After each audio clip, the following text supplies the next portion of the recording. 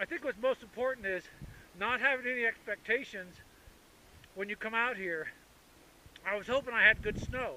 I was hoping I had enough snow drifts that I could dig into. It didn't happen that way. So what I had to do is I had to adapt what I had to the conditions that I was presented with. That's part of surviving. Being adaptable with no expectations. Have a lot of hope that things work out for you, but don't expect anything. There's nothing in this world that's given to you. You got to work for it. You got to learn to adapt. Now that we're most of our shelter complete, it's time to sit down, take a rest, put your clothes back on, your layer. You want to layer back up again. Most of any of the perspiration, sweat that I've had, I've gone ahead and let it dry out quite a bit. You know, that's the beauty of Wyoming, is it's so dry here that we have very low humidity, so the snow is very dry. We don't get really wet for the most part. And so that makes it really nice when you're layering up with different clothes to stay warmer, because the snow just basically powders off of you.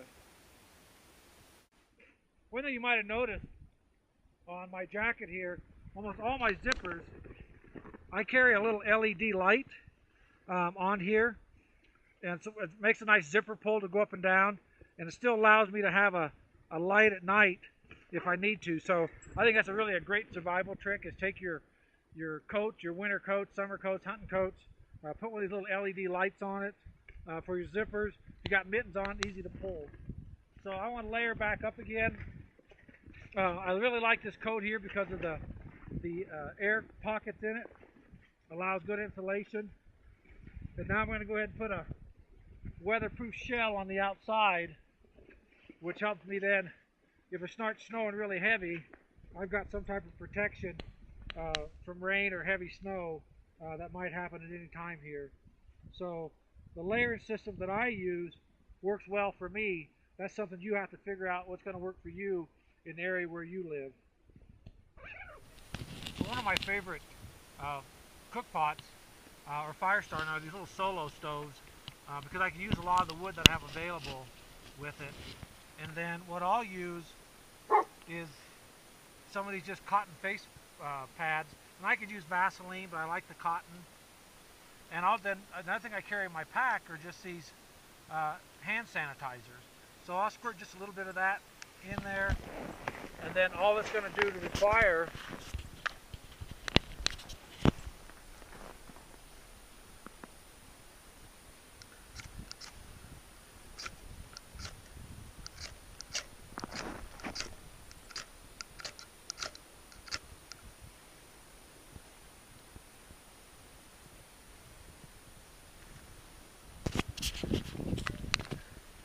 and that'll start burning right away.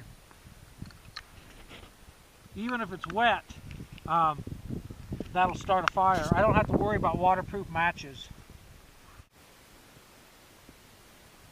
How these work is the air comes up on the outside of here, and that's what helps create the draft to make these burn really efficiently.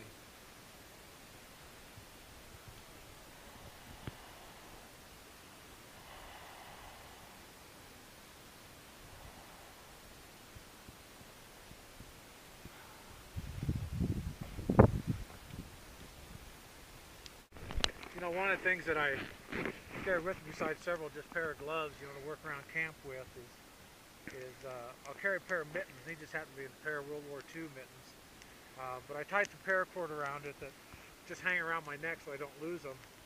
But before I started, one of the things that I did at the vehicle right away was open up some hand warmers and get the oxygen so they were working, and then just drop them into my gloves.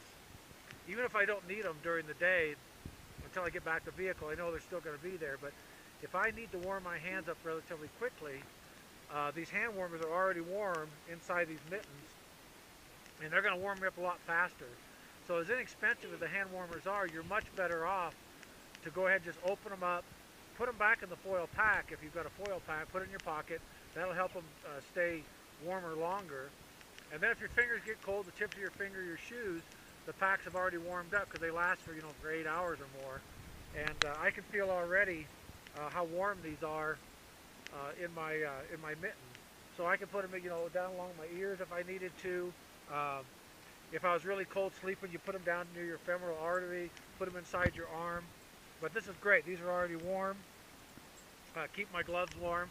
Another use of these, when I get back to the house, and instead of throwing these away, I keep them because they're deficit packets also. So if I have any electronic equipment or firearms that I need to keep the moisture away, I just break these up, throw them inside any of those packages, and they make great deficit packets. So another little tip there for winter survival is open them up right away when you start, and then go ahead and have them warm. And so while I'm waiting for my fire to burn down, put my hands inside my gloves, they stay nice and warm until my fire's ready to start heating me up some water for some tea. One of the things I also like to carry in my pack with me is I like to keep water in metal containers. And that way if it does freeze on me, I can always put it over the fire, loosen the top of the lid, suspend it, but I can heat up my water inside these metal containers, which is more difficult to do in plastic. You can, but I like this idea. You have to be careful, these are inexpensive water bottles. If you do leave your water in overnight and it does freeze pretty solid, they're just going to split. But being inexpensive, you just get another one. But again, I like metal containers in the winter so that I can put it over the fire, heat it up. Even if I had to, if it was dry enough, I could actually use some of cotton clothing if I was wearing, say during the fall, if I'm hunting, I need to start a fire. I could put cotton in there, open the lid, put maybe a rock on top, and I could actually make char cloth in a container like this, a metal container. And that would allow me to get a fire started with my striker. In my cook container here, some of the things that I carry all the time in it is a packet of hot tea, hot drink mix, and then I carry coffee filters, which fits in there. So if I have to strain water from a muddy source, I can use the coffee filters to strain my water and then go ahead and use my water filter, and it won't plug up as much. But they take up very little room, and it works out really well for inside your pack.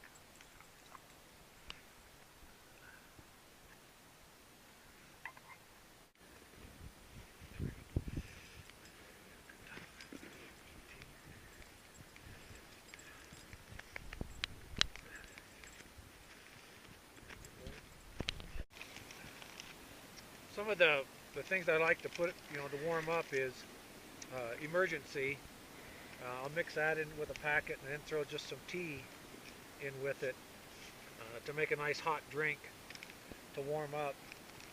One of the things you want to do before you go to bed at night is, if you build a big fire up, is to go ahead and drink a lot of hot fluids to get inside your body to keep you warm at night.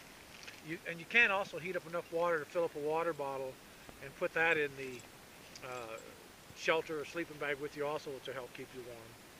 So lots of ways to keep warm, hot rocks, etc. But this is just a good way to mix up a nice hot drink. Let that cook a little longer and we'll have a nice warm drink.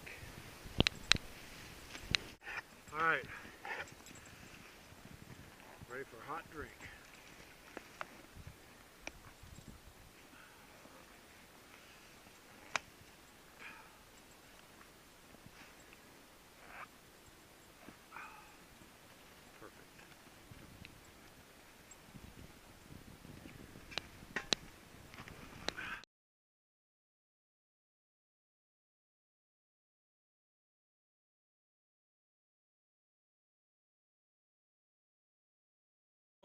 Bears, I even do exotic animals like zebras. It's hard-ass work. It's what I do every day. It's what keeps me in shape. Let me give you a glimpse a little more at how this tanning's done. Watch this. You know what builds character in a man? Those buffalo hides.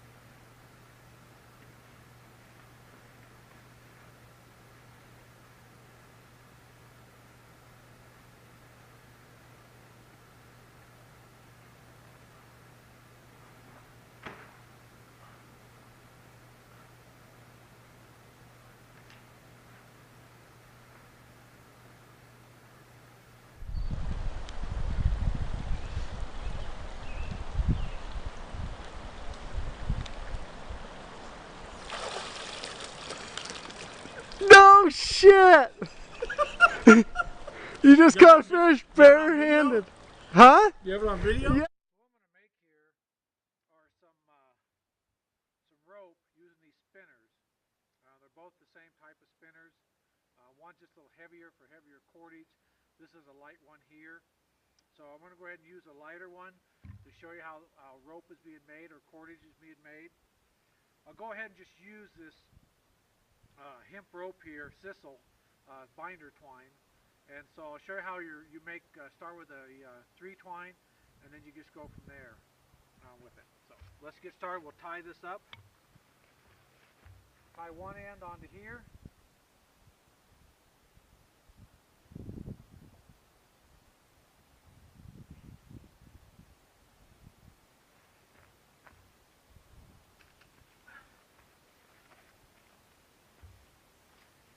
This end is going to go around the top of this. I'll walk it back, take it around,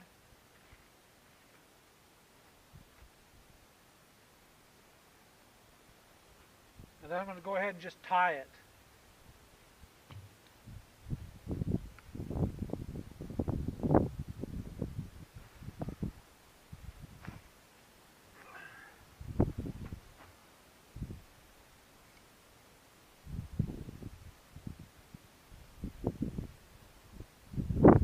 Okay, so I have 3 strands. You can see all 3 of them here.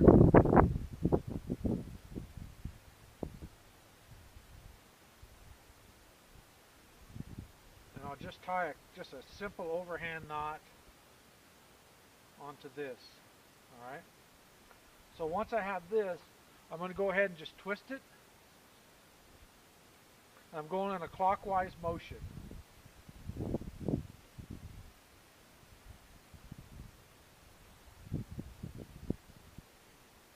Okay, so now I have some cordage here. It's fairly tight. It's a 3 strand. When I let it go, I could use this for cordage if I needed to, but if I wanted to make it stronger, what I'm going to do is divide it into 3. So I'm going to come back this way,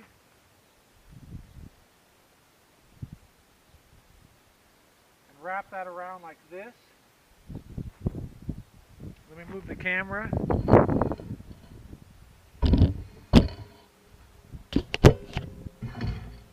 Okay, you should be able to see it here. So I've got it into 3s. 1, 2, 3 strands. Now instead of going clockwise, I'm going to go counterclockwise. And there you have it. So when I pull this off, it's going to stay there just like it is. And you can see the thickness of the rope. So if I wanted to make a 30-foot rope this size, I would need 30 feet of length to be away from this to make 10 feet. So if I had 3 strands back and forth, of course, then I need 90 single strands. So you can do the math, I guess. But you can see by just going one way and then going the next way, this is the way to make cordage or rope using a spinner.